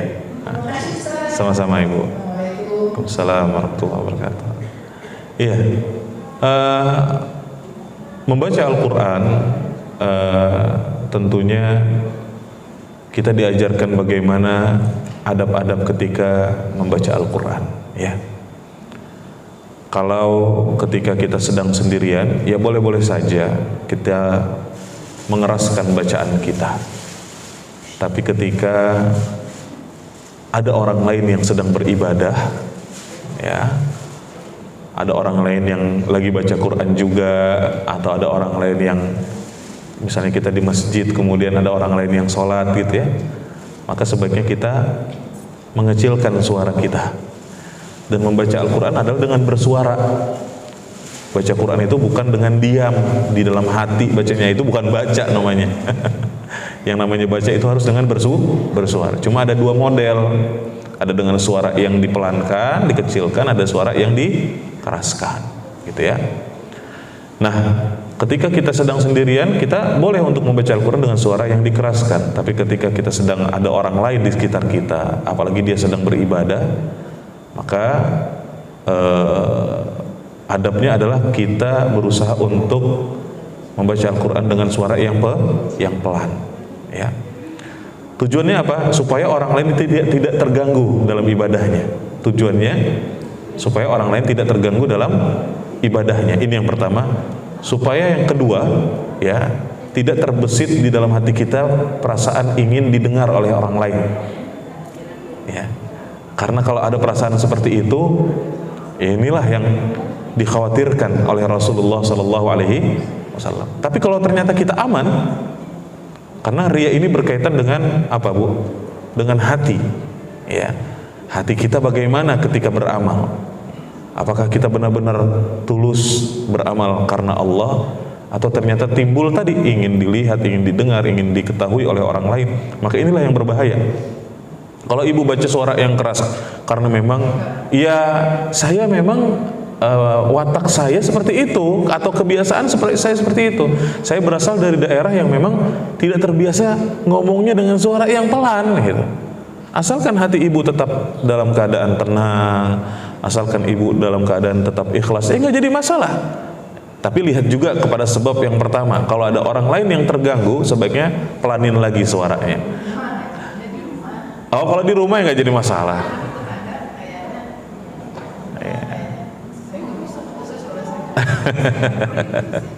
Iya, nggak apa-apa kalau di rumah, kan itu kan lingkungan ibu, ya, wilayah ibu lah istilahnya gitu ya. Ibu bebas baca Quran, ya, dengan suara yang dikeraskan, ya.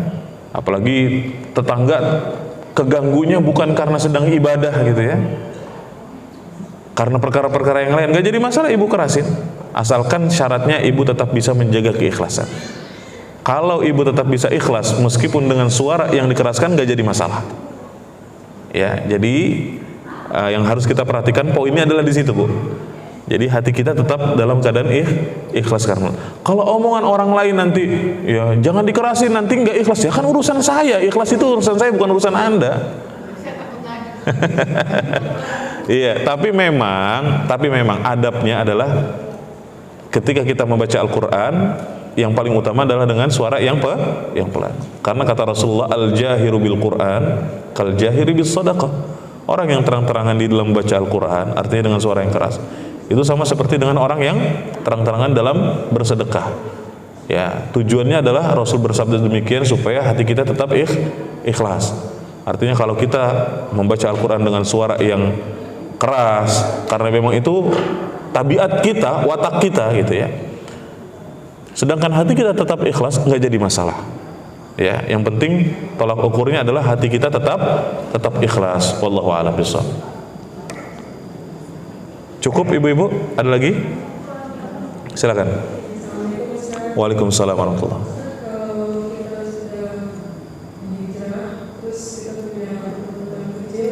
Punya apa?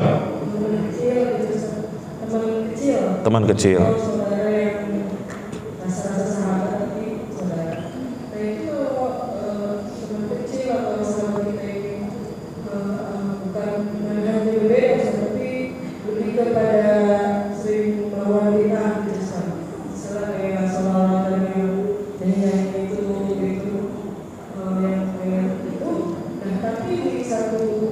Selalu aja di satu momen begitu dia butuh, dia palingnya ke kita Ustaz, yang dia menolak dia salah gitu sebenarnya mungkin ya.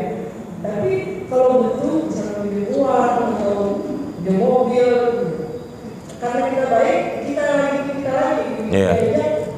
dia menolak lagi, dia ditahan lagi itu kata kalau kata suami saya dia memang gagak apa yang namanya bebek itu maksudnya suaminya itu mikirnya kalau saya sedih dia nggak menemani saya gitu. Tapi kalau pinjam uang atau apa nanti kita lagi gitu itu apa betul-betul harus dihindari, tapi dihindarinya karena apa? Atau kita ajak terus tapi di sisi lain dia agak memanfaatkan terus dan itu bukan satu dua orang sampai mungkin Temannya Islam. Ustaz, tapi seringnya menarik gitu bagi teman-teman. Tapi teman saya ada beberapa kayak gitu, sahabat di saat saya sulit dulu mereka yang bantu saya. Iya. Tapi untuk saya alhamdulillah harus menolak mereka pelan-pelan atau saya aja Iya. Iya. Seseorang ketika dia bermuamalah dengan orang lain, ada yang menjadi temannya dan ada yang menjadi sahabatnya. Sahabat adalah orang yang sangat dekat, yang seringkali menemani dia dalam momen-momen hidup, ya. Itulah yang disebut dengan sahabat. Adapun sahabat ini tidak boleh kita menjadikan seseorang sahabat kecuali dia adalah orang yang benar-benar baik agamanya, ya, baik secara akidahnya, baik manhajnya, ya. La tusahib illa mu'minan, kata Rasulullah. Wala ta'kul ta'amaka illa taqiyya. Janganlah engkau berteman kecuali dengan orang-orang yang, janganlah engkau bersahabat, la tusahib, janganlah engkau bersahabat kecuali dengan orang-orang yang beriman. Ya, sahabat ini adalah orang yang sangat dekat dengan kita, orang lain yang bukan keluarga dan dia dekat dengan kita. Maka janganlah jadikan sahabat kecuali orang-orang yang beriman, dan janganlah ada orang yang memakan makananmu kecuali orang yang bertakwa kepada Allah Subhanahu wa taala. Hadisnya sahih. Jadi sahabat itu adalah orang yang sangat dekat dengan kita, ya. Dia yang senantiasa selalu sering menemani setiap momen-momen dalam kehidupan kita. Dialah sahabat.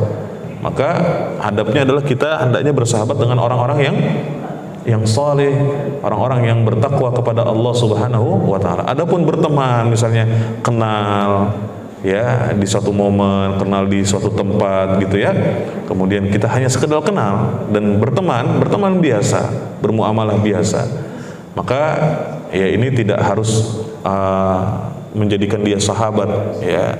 Ketika ternyata teman-teman kita banyak yang masih belum lurus agamanya, lurus akidahnya, tetap kita bermuamalah dengan mereka, tetap bermuamalah, tapi jangan dijadikan sebagai sahabat, teman yang sangat dekat. Bahkan dikatakan sahabat itu adalah penolong kita. Jangan jadikan kecuali orang yang beriman. Tapi kalau orang-orang yang misalnya ada mungkin yang agamanya masih belum baik, ya, akidahnya masih belum lurus, mungkin belum belajar, kemudian kita berteman dengan mereka nggak jadi masalah, bermuamalah dengan mereka nggak jadi masalah. Tapi jangan jadikan sebagai sahabat dekat. Jangan jadikan sebagai sahabat. Kenapa? Karena mereka juga butuh untuk bermuamalah dengan kita. Kita juga butuh bermuamalah dengan mereka. Tetap kita bermuamalah, tapi batasan-batasannya harus kita jaga, seperti itu. Berkaitan dengan muamalah, ya, dengan teman kita, dengan sahabat, ya memang seperti itu. Kadang ada kalanya ya teman-teman yang melakukan kesalahan dengan kita, atau dia sendiri melakukan kesalahan, kekeliruan dalam hidupnya, ya, maka kalau dia adalah sahabat kita dan dia melakukan kesalahan, sahabat yang baik akan mengingatkan sahabatnya. Ya, orang yang baik akan mengingatkan sahabatnya ketika dia berbuat salah. Ya, dia ingatkan, dia ajak, dia diajak untuk berhijrah, diajak untuk bertaubat kepada Allah Subhanahu wa taala. Ya, diajak untuk meminta ampun kepada Allah Subhanahu wa taala. Ya.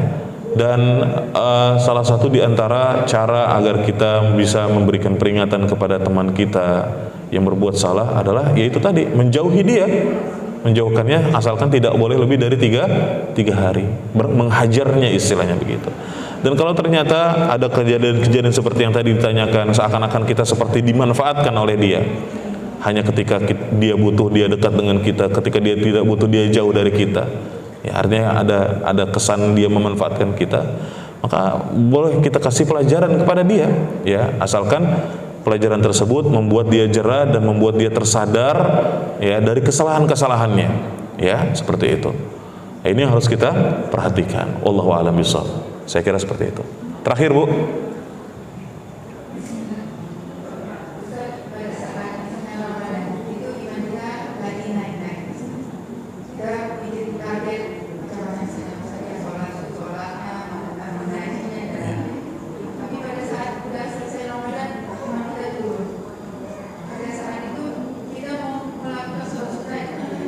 Berat gitu ya, Bu, ya. Nah.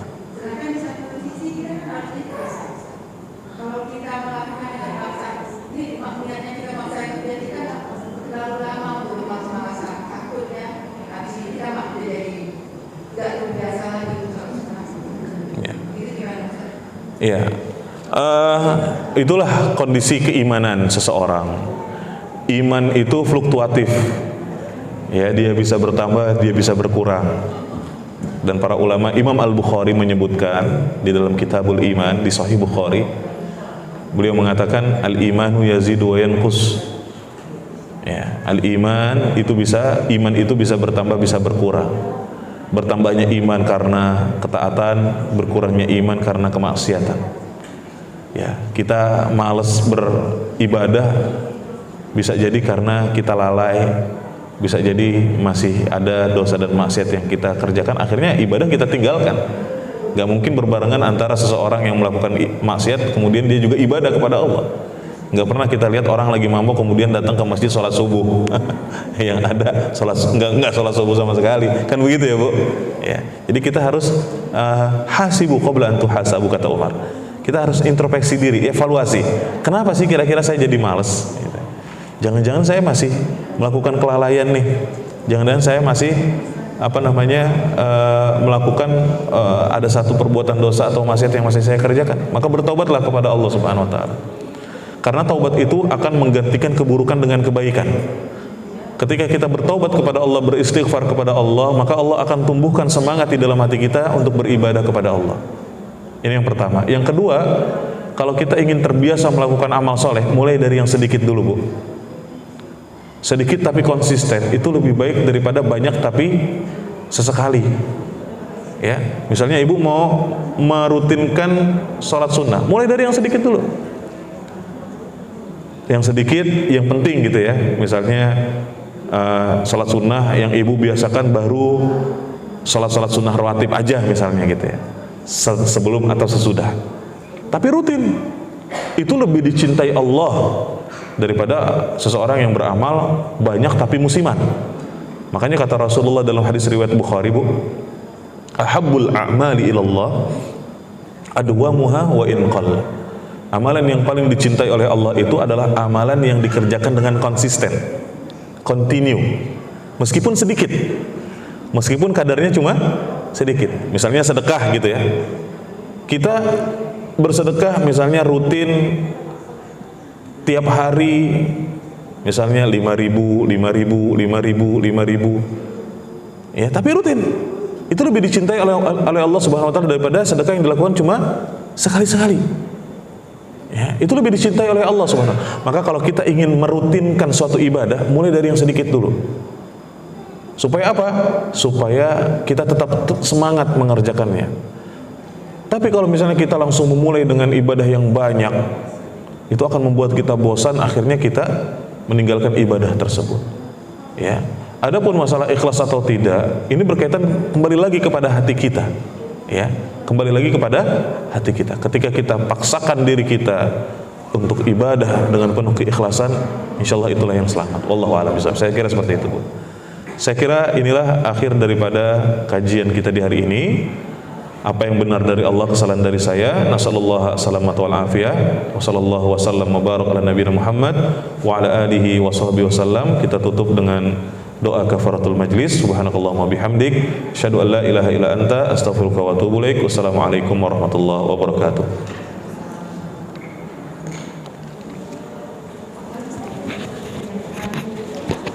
Oh iya. Iya. Afwan ibu-ibu, kemarin katanya ada yang meninggal apa gimana? Ada pesan dari Bu Lilis kemarin apa gimana tuh? Ya. Baik ibu-ibu, afwan.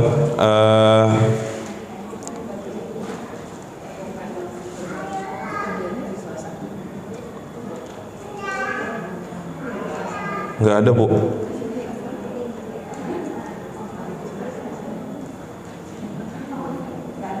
Nggak ada.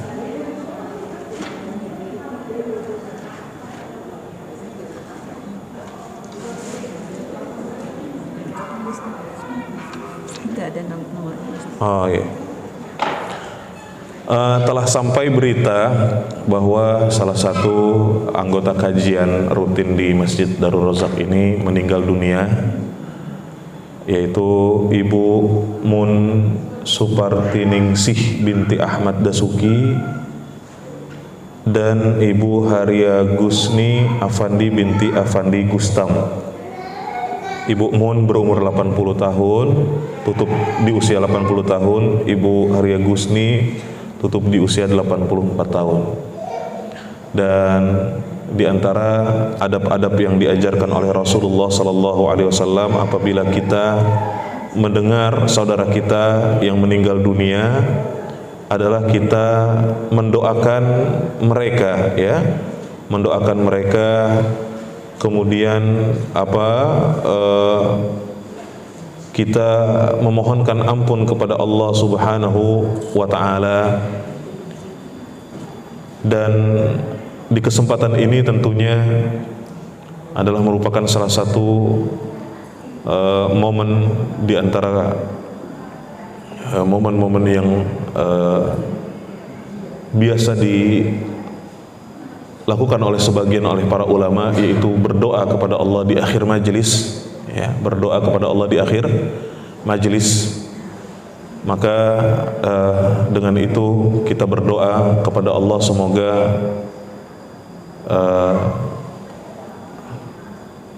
Ibu Mun dan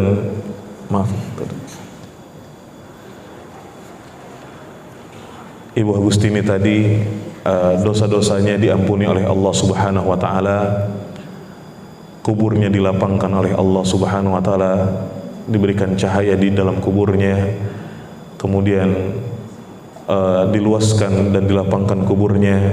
Semoga Allah Subhanahu wa Ta'ala mengangkat derajatnya, dan semoga Allah Subhanahu wa Ta'ala memasukkannya mereka berdua ke dalam surga Allah Subhanahu wa Ta'ala.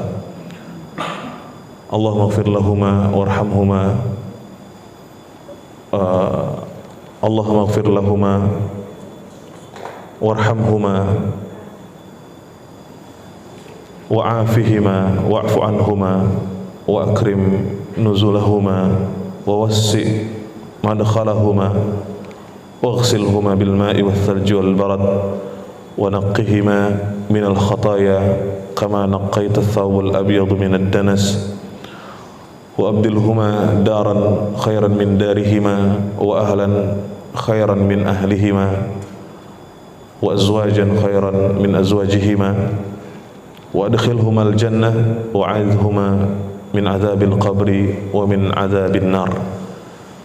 Dan semoga Allah Subhanahu wa Ta'ala memberikan ketabahan dan kesabaran untuk keluarga yang ditinggalkan, dan mudah-mudahan Allah ganti untuk mereka pahala yang berlipat ganda atas kesabaran yang mereka telah usahakan, dan semoga Allah Subhanahu wa taala juga merahmati dan mengampuni seluruh kaum muslimin yang telah meninggal dunia, keluarga kita, kerabat kita, ya sanak famili kita, teman-teman kita, para sahabat kita, dan seluruh kaum muslimin. Dan semoga Allah Subhanahu wa taala mewafatkan kita dalam keadaan husnul khatimah. Amin ya rabbal alamin. Wallahu a'lam bishawab. Demikianlah apa yang bisa kita sampaikan, dan mudah-mudahan bermanfaat untuk kita dan kaum muslimin. Nasallallahu assalamatu wal afiyah wa sallallahu wa sallam wa barak ala nabiyina Muhammad wa ala alihi wa sahbihi wasallam. Subhanakallahumma wa bihamdika asyhadu an la ilaha illa anta astaghfiruka wa atubu ilaik. Assalamualaikum warahmatullahi wabarakatuh.